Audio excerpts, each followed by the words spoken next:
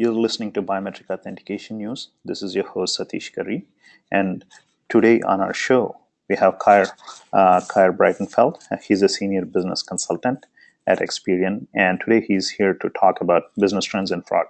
Welcome to the show, Keir. How are you? Thank you very much for having me. I'm well. Appreciate the time.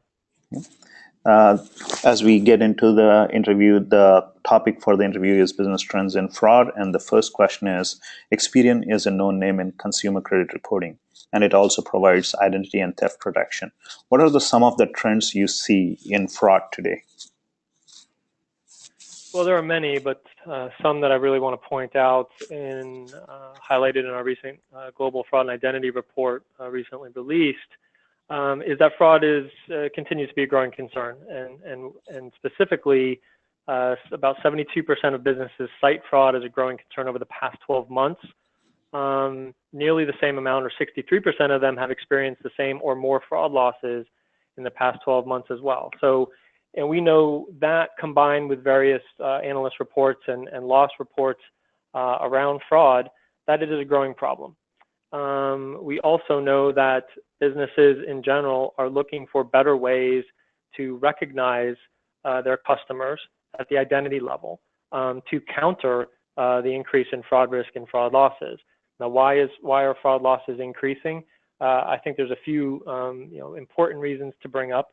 Number one, the proliferation of identity data being made available for illegitimate or nefarious use, right? We're all well aware of the billions of identity records breached year over year, personal information, account information, login and password data.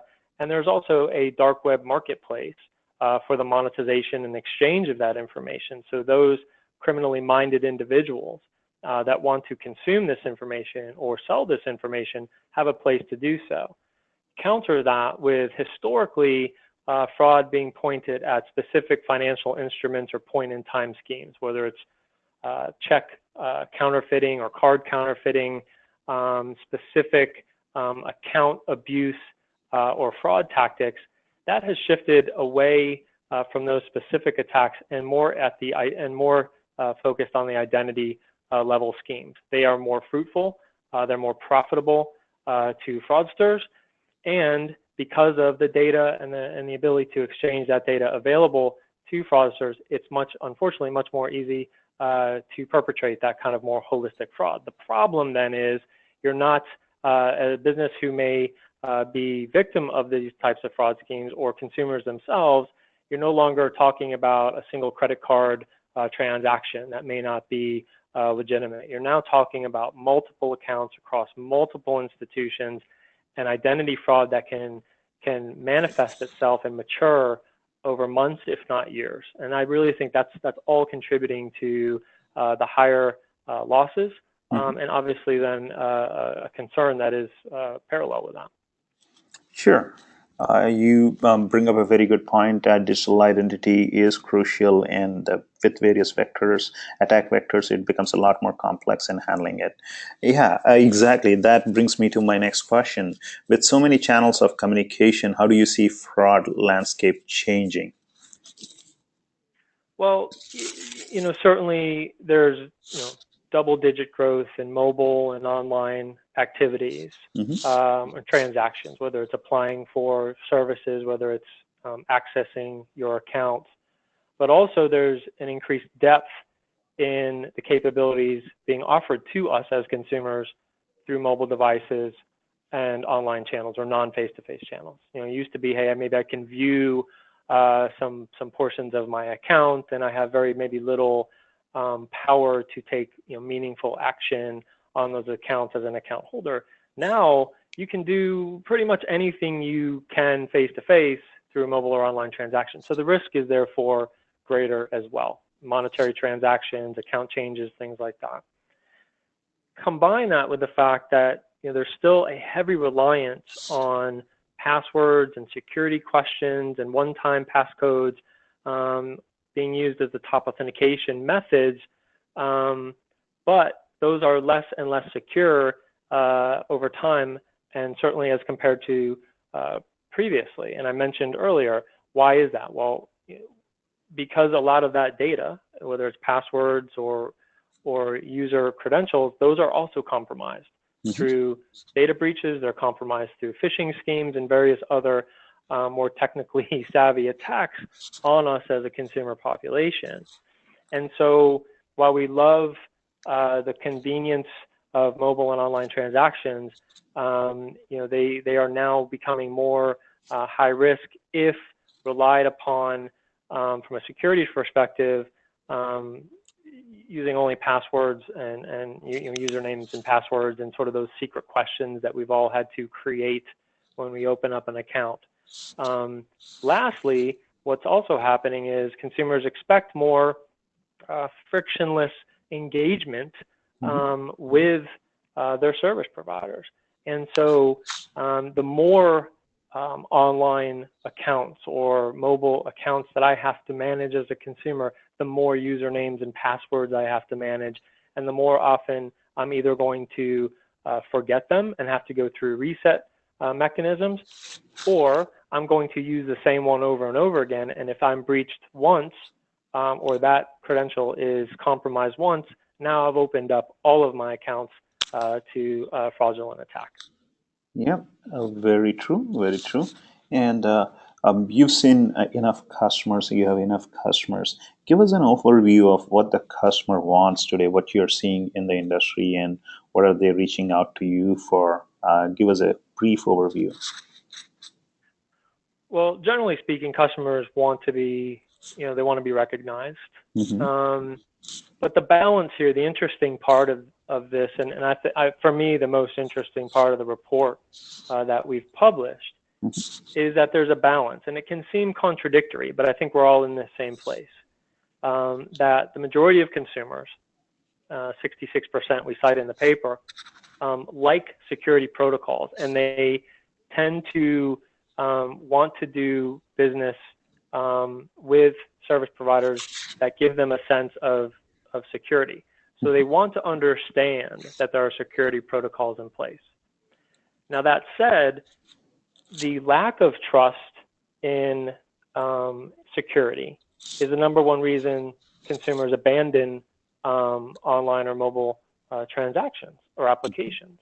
And so there continues to be this idea that, hey, I want to feel like if I'm transacting non-face-to-face, that there is some mechanism and some trust on my behalf and a virtual handshake with that service provider that they have my trust and safety in mind, that they have protocols in place, and they are best in class at protecting my data and protecting my financial future and my financial instruments, et cetera.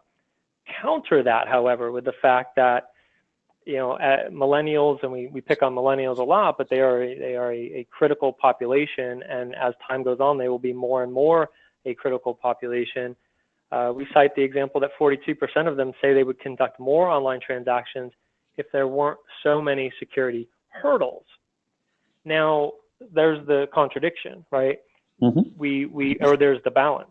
Yep. Right. If you look at that population, they want to understand that there's security in place, but they don't want to have them be full of friction. Yep. Right. They want them to be more passive. They want to be recognized, but they also want to understand that they are being recognized, if that makes sense. And so that's where the sweet spot is for financial institutions, public sector agencies, e-commerce merchants, et cetera, is if you can make sure your consumers and your customers understand that they're being protected without putting them through high friction processes. That's how you're going to win competitively. Sure.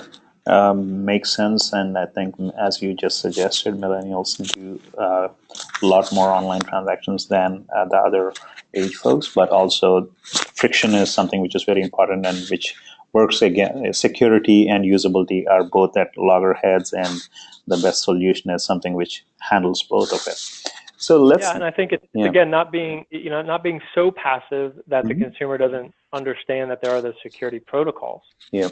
Right, but being passive enough where they're not having to provide additional data and answer a bunch of questions and go through additional kind of step-up authentication methodologies that some of us on the older side of the generational spectrum are used to doing. That used to be fine 10 years ago, but now there's an understanding with the younger population, I shouldn't have to do that. You should recognize my device.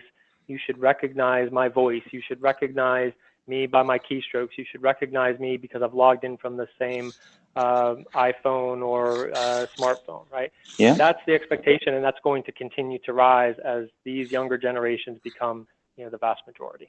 Yeah, and that kind of brings up an interesting topic, which may be a discussion for some other time. But it's about like implicit authentication versus explicit authentication. But that's a good, interesting topic. But let's get into some details around account opening fraud. That's something which I'm assuming your organizations gets to see a lot, and wanted to get a little bit of detail around that. Well, absolutely. So account opening fraud and account opening, best practices are something that I certainly work on with our clients. Specifically, it is the initial handshake with a customer. It's not the only opportunity, but it's the best opportunity to establish trust and a level of confidence and a level of recognition early on in that customer relationship that can be carried forward throughout the customer life cycle. So if you get it right at account opening, if you establish an understanding of that identity and recognition tactics that can be employed throughout the life cycle, again, less friction, happier customers, more competitive advantage, as we've talked about. Now, what's happening in account opening specifically, as we cite in the report, one of the main reasons, as I mentioned earlier, for abandoned transactions was the asking of too much information to set up an account. So we see a pullback on asking for personally identifiable information. So in the past, we may have been very comfortable providing a name, address, social security number, date of birth, phone number, email address, driver's license number, a photocopy of a passport, all of that information. Now today, that would give us pause for a couple reasons. One, we're a little bit more skeptical of population. We understand, and we're a little bit more educated. We understand that data, the more that data is released by us into the ecosystem, the more risk there is for that data to be compromised, breached, and used for fraudulent purposes down the line. Secondly, we also understand technology a little bit better than we may have in years past, and we understand that we should be, again, recognized, as we talked about earlier, based on less information. And so we work very intently with our clients to find the right balance, asking for the information that is useful in predicting risk and is useful in recognizing that customer at account opening and throughout the life cycle. I'll cite again the fact that half the businesses still rely on passwords as a top form of authentication when they're setting up accounts. So when and I think we're all there as we transact online or through mobile devices, we are still usually asked, hey, you need to set up a username and password. Well, we already talked about why that may not be the best path forward. The more I have, the more I'm going to forget. The more I have, the more I may use singular usernames and passwords across different accounts. I get that compromised, and now I'm in real trouble, as are my service providers. So the fact that half the businesses are really still relying on that rather archaic methodology is very concerning. There are other methodologies we work with our clients on around device recognition, biometrics, more advanced analytics, and the ability to open an account with very high confidence, and again, not even a lot of friction at account opening. And then you also have to have that safety net. You have to have the ability to open an account, but also have a safety net of identity monitoring and a constant understanding of that identity risk as it evolves over time. So the identity risk you may view, or the level of confidence you may have when you open an account for a customer, and I'm speaking on behalf of a client at this point, may not hold true for the next 2 or 3 years. Things happen. Data is breached. Identities start to take on different levels of risk and different levels of clarity. So you may suddenly be more confident in identity 6 months down the line, or you may be less confident. And the ability to dial in your identity treatment strategies over time, how you authenticate this person the next time they come into your application, That is really important. So account opening is not just a one-time deal. It's how you establish that trust and then tune your treatment strategies of your customers along the way. Yep. Makes very much sense, and that's a good level of detail which I was looking for. Also, can you please share your findings around the transaction fraud? Yeah, absolutely. I think the main takeaway I gleaned from our recent report is that businesses are still erring on the side of suspicion versus permission and trust. Yes. And the majority of businesses still claim, rightfully so, that they're denying more transactions than they should due to that suspicion, and we'll call that false positives, right? Yep. This looks suspicious, but it's not. And traditionally, and I'll just use example, statistics. It may in the past, there may be acceptance that if I isolate 20 transactions that look high risk, as long as one or two of those is actually fraud, I'm okay. I understand that I found 2 and 18 of them were good, but I had to sort of cut them loose to prevent the fraud. Well, we've already talked about why that's a bad idea from a friction perspective, because 18 good customers are going to find another alternative. And number 2, the dollar value of these lost transactions is rising as well. And so, really the main issue still is a reliance on strategies to detect fraud that have a high false positive rate, 1 in 20, 1 in 30 sometimes, right? And so there are opportunities to improve that clearly through better recognition techniques. So I may have an ability to detect fraud at that level, but if I can reconcile some of those false positives, some of those high risk, quote unquote, transactions that initially give me pause, but if I can reconcile them and put them back into the good bucket by better recognition techniques, now I've narrowed that haystack, and the fraud needles in that haystack are more apparent, and I'm not dismissing as many good transactions, right? Sure. And then lastly, on the transactional side, that leads into the point of there really is no silver bullet, right? And I know it's a bit of a cliche term, but it is absolutely true. You cannot employ a single fraud model or a single technology to open an account or monitor a transaction. It has to be a continuous tuning process that looks at emerging technologies, that brings together more traditional capabilities and those emerging technologies, marries them at the right process point across the life cycle, and continues to monitor their effectiveness, right? There are hundreds of emerging capabilities in the marketplace, which is fantastic. It's a great time to be in fraud and identity. There's no shortage of innovative capabilities in the marketplace. Many of them are Experians, many of them are our partners, and we've worked to bring all of that together on behalf of our clients, because again, we have to be able to future-proof for our clients their account opening and account management and customer management activities for the long term. And that requires, again, ongoing monitoring, tuning, adjustment, test and learn, really in real time. And so that's really where we are on the transaction side of the business. Sure. And as we wrap up the show, can you please share a few emerging trends which you have noticed in your analysis, and if you could share them with us, that would be wonderful. Oh, absolutely. As we polled and surveyed, the businesses in the report, 3/4 of them are very interested in more advanced measures and authentication. We talked about frictionless customer experience. I will say, as I talk specifically to clients one-on-one, customer experience is the #1 or #2 business driver.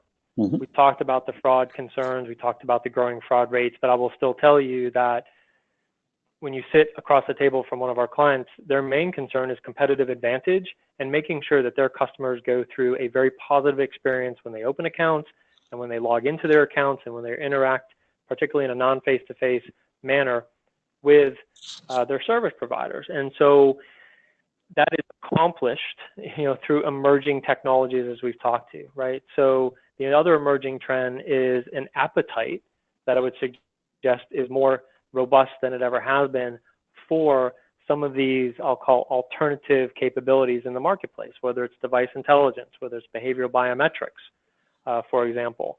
These in the past, maybe 5-10 years ago, were considered very much alternative, but they are becoming much more mainstream because they are, again, more passive, frictionless or friction-free mechanisms or capabilities to recognize customers.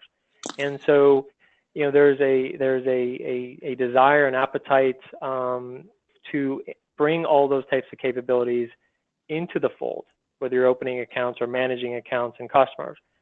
The last thing I will say is that, to do that, again, requires, consultative partnership with service providers. And, Experian, does that by design. And so we know that there isn't, again, one single technology that's going to solve all these problems.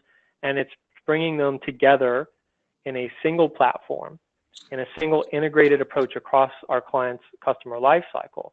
That is the win for them competitively, and the win for us as we partner with them to help them solve the identity problems, going forward. In the report, it was clear, there's a couple quotes in there that I found very interesting, but one executive at one of the institutions said very specifically that our main problem is that we're trying to tie together 2 or 3 disparate systems. And you see that so much. It's still a very siloed organizational structure and operational structure at many institutions. And that is causing problems. That is causing more of a linear progression of identity management versus a holistic addressing of the problem. And it is also creating a lot of operational inefficiencies and really poor customer service, right? You log into your bank account, you have a problem, you're kicked over to a call center agent. The call center agent asks you for the same information you just entered. That is not a great customer experience, right? There's ways to improve that. That's just a simple example. That one drives me crazy, and I think that's an example of a siloed process, a siloed recognition method, a siloed authentication method across 2 channels, online and call center. That has to change, because if I get annoyed enough at that too many more times, I'm going to find an alternate bank, and there's many available, right? So I just want to leave you with that anecdote. That's absolutely real. Yeah. Thanks a lot for being on the show, Keir, and I appreciate all your time. And we will talk soon. I appreciate it a lot. Thanks for your time. I appreciate your time. Good speaking to you. Hope to do so again. Take care. Thank you. Bye.